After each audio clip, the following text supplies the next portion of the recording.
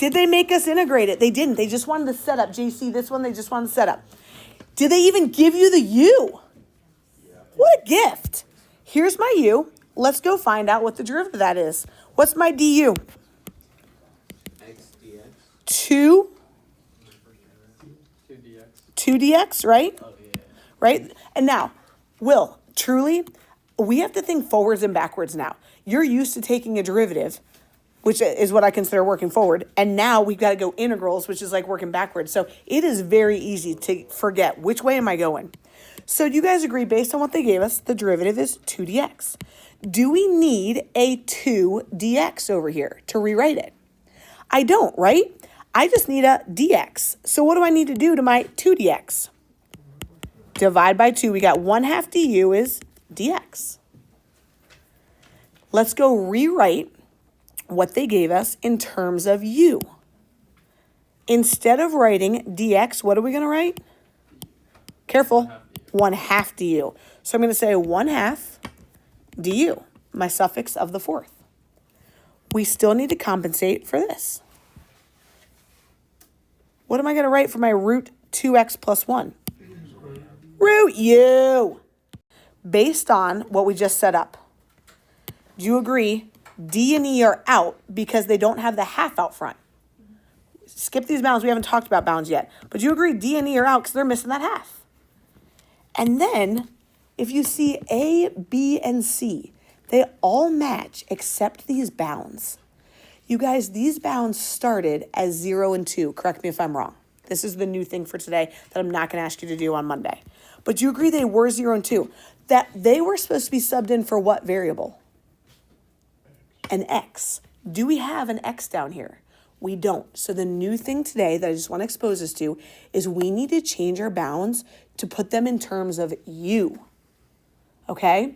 So when I say we got to change our bounds, if my upper bound was a 2, supposed to be plugged in for an x, could I plug that 2 in here to see what my new bound should be in terms of a u? Yes. So if it was a 2, my upper bound was a 2, plug it in right here. What's 2 times 2? 4 plus 1? My new upper bound for my u needs to be a 5. That is new today. So right away, what's my answer? C. Does it make sense that if my lower bound was 0 and I plugged it into my u, 2 times 0 plus 1 is 1, and my new lower bound would be a 1. Done. Here we go. Let's do these two and call it a day. This one, they want the actual answer. We cannot integrate this by hand without using u sub. What do we want our u to be? My u, you said, is 1 minus x squared, Ben Matney? Beautiful. It's the inner. Guys, what's my du going to be? Negative 2x dx. Do I need a negative 2x dx? No. What do we need? Positive. So what would I do? Yeah, how would I do that? Yeah, so I'm going to say negative du is 2x dx. Now we're going to go rewrite all that madness, people. We can do this. Instead of 2x dx, I'm going to write negative du. That took care of my 2x dx. What do I have left? 1 over root u, JC, root u. Good job. Now, we got to change our bounds. We don't have to change our bounds. We do. There are two different ways to do this. We could change our bounds right now, or we don't have to. I think we should not. I don't think we should change our bounds right now, just to show you something. Okay, I want us to integrate this. Let's go integrate. I'm sorry, how would I rewrite this first? 1 over root u is the same as u to the, yeah. Let's go put that in a way that we can integrate it. My negative is chilling. Add 1 to my exponent. Negative 1/2 plus 1. 1/2. Dividing by 1/2, same as multiplying by 2.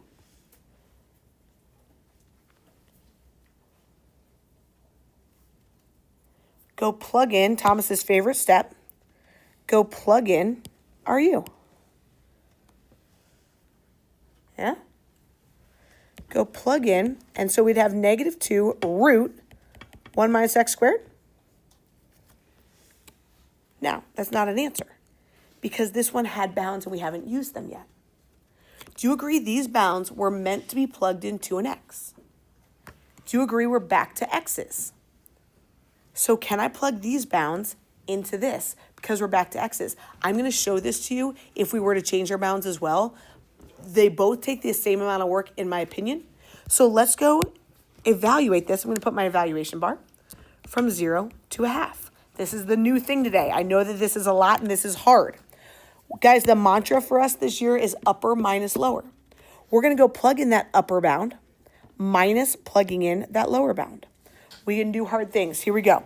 When I plug in that upper bound, I've got a negative 2 root 1 minus my 1/2 squared. What's 1/2 squared going to get me? 0.25 or 1/4. Okay, that's upper. Minus my lower. When I do minus my lower, wouldn't it be minus negative 2? We call it saying plus 2? Yep. Or minus parentheses negative. Very good. 2 root 1 minus, when I plug in a 0 squared, can I just say 1? Can I just say root 1, which is just 1? I dig that, which is, so it's just going to be 2 times 1. Hoo-wee! Anyone have any answers that you think we can get rid of based on where we are? Do we have any pies? We have no pies. Do we have any natural logs? Okay, so I feel good about A or E. Let's do this, people. We got this. Negative 2 root. What is 1 minus 1/4?